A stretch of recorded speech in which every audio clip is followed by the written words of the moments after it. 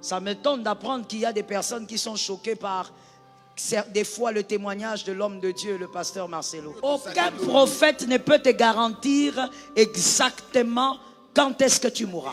Dieu est le seul à tenir ta vie. Les intelligents ont dit Amen. C'est Dieu qui sait si tu arriveras à 60 ans.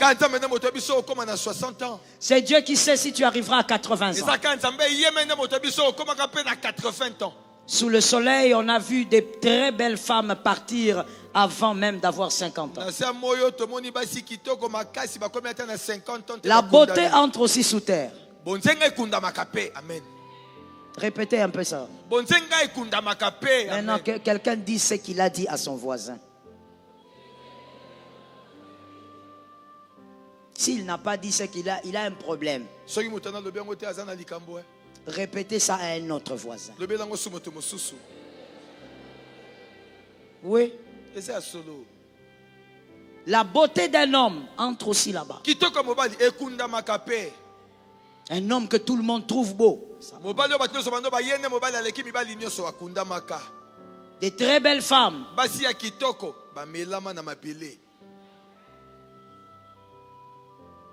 Ça m'étonne d'apprendre qu'il y a des personnes qui sont choquées par des fois le témoignage de l'homme de Dieu, le pasteur Marcelo. Mais on comprend seulement que le cœur de l'homme est obscur. Quand il donne ces témoignages, c'est pour faire comprendre aux gens que la vie n'est rien sans les ciels. Les gens sont choqués parce que pourquoi il dit que sa femme a laissé des sacs chers. Toi, tu croyais qu'elle portait des sacs moins chers. Toi, tu crois qu'à son rang, elle pouvait prendre les sacs de combien? Pourquoi tu as un cœur noir comme ça? Ton cœur est obscur comme ça. Pourquoi? Qu'est-ce qui n'est pas clair? Est-ce qu'il faut qu'on te donne une prophétie pour que tu saches, par exemple, que la première dame porte des sacs chers? Toi, tu crois que la première dame, c'est toi? Toi, tu crois que quand tu te vois dans les rêves, c'est que tu es devenu.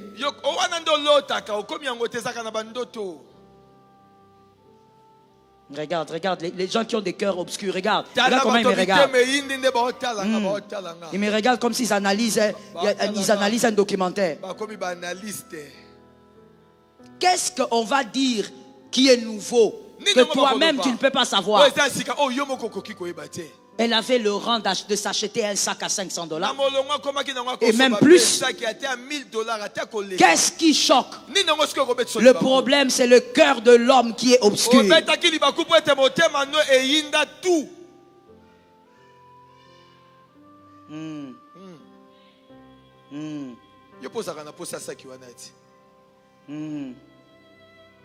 Peut-être même que comme il est assis là, comme elle est assise là, c'est elle l'adversaire.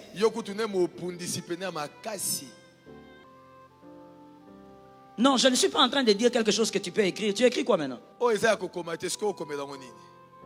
Même avec le cœur déjà, hein?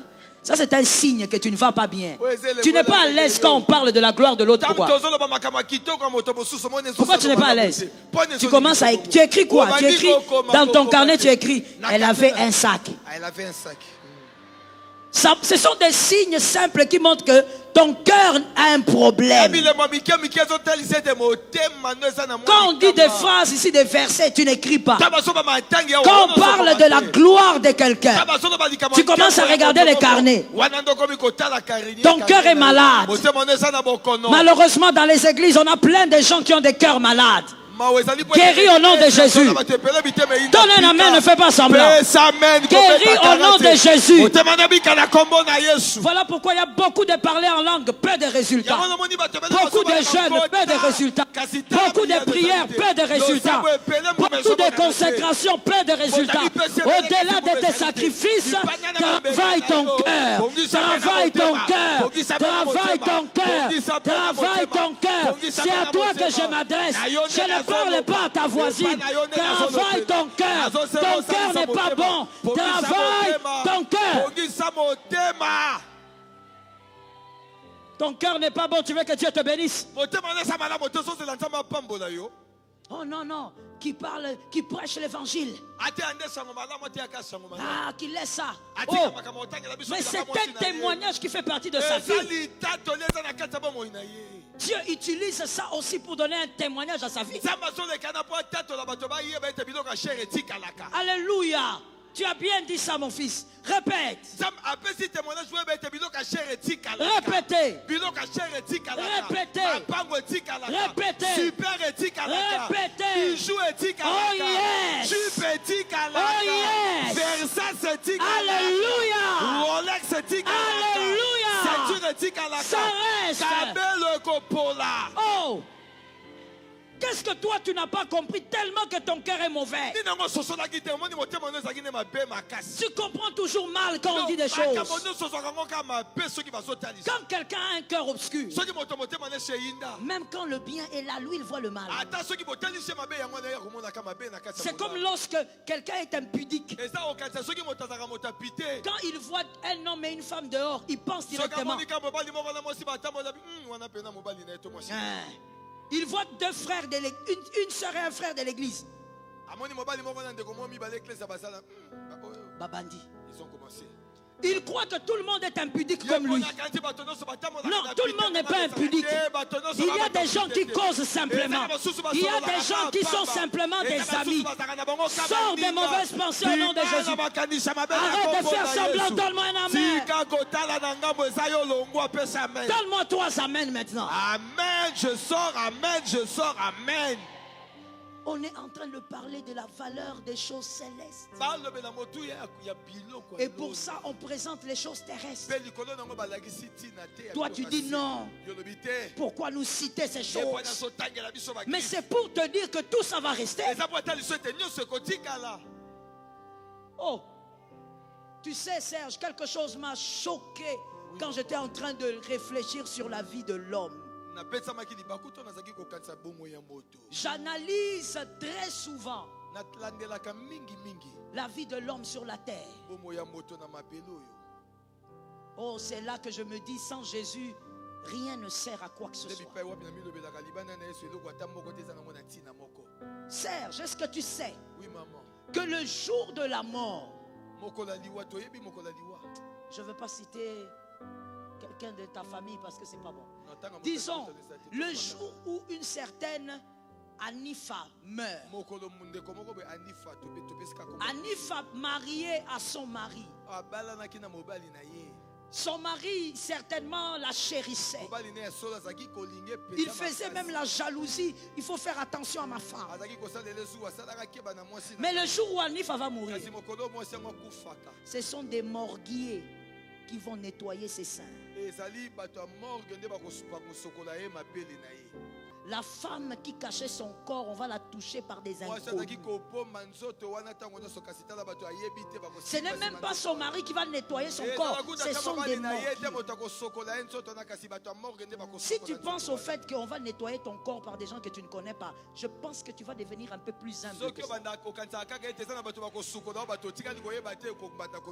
Oui, comme tu es là, tu vois comme tu es là, tu vas devenir encore humble. Et tu vas encore respecter Jésus. Même si tu fais 80 ans, maman, à moins que Jésus vienne avant, mais tu mourras. On nettoyera ton corps là. Tu as ton corps là, non? Que tu gères bien par des hommes que tu ne connais même pas. Tu as compris dans ce qu'on a dit là, tu as compris. Ce que tu protégeais sera moins cher. L'autre viendra, il l'ouvre, il regarde, il se ferme. L'autre aussi vient. Et tu sais que c'est le corps. Oh, son corps est ici. Il vient, il l'ouvre, il regarde. Toi, tu crois que ça coûte quoi ces corps-là? On te parle du ciel, toi tu dis pourquoi on parle des sacs. Tu ne comprends pas qu'on est en train de te faire comprendre qu'il n'y a rien de plus grand que le ciel. J'étais en train de dire quelque part, Lazare sort. Il est où maintenant? C'est tout, maman. Il est sorti un jour, mais il est rentré encore. La mort est le chemin obligé. À moins que Jésus vienne. Toi, tu prends les choses à la légère avec Jésus, comme si tu étais éternel. Au lieu de prier, tu es focalisé sur les futilités.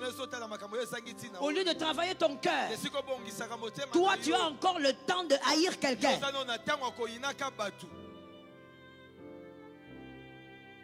J'ai aimé ça, ma fille. Que Dieu te délivre. Localise-moi quelqu'un, dis-lui, je n'ai pas le temps d'haïr quelqu'un. Serge, dis ça encore. Répète ça encore. Avant de parler des adversaires, il faut d'abord que toi-même tu règles ton cœur. Peut-être que toi tu es l'adversaire de quelqu'un à cause du cœur. Tu dois te battre à tout prix pour garder ton ciel. Aide-moi à dire ça à quelqu'un. Bats-toi à tout prix pour garder ton ciel. Ah Serge, tu as répété ça, il fallait lui laisser dire. Dis ça à quelqu'un, maman. Garde ton ciel à tout prix. Tu vois ton instabilité spirituelle là. Très bien, répète ça. Tu vas payer ça cher. L'âge avance et le ciel, la mort s'approche. Tu dois tout faire pour que le monde diabolique ne t'arrache pas l'éternité.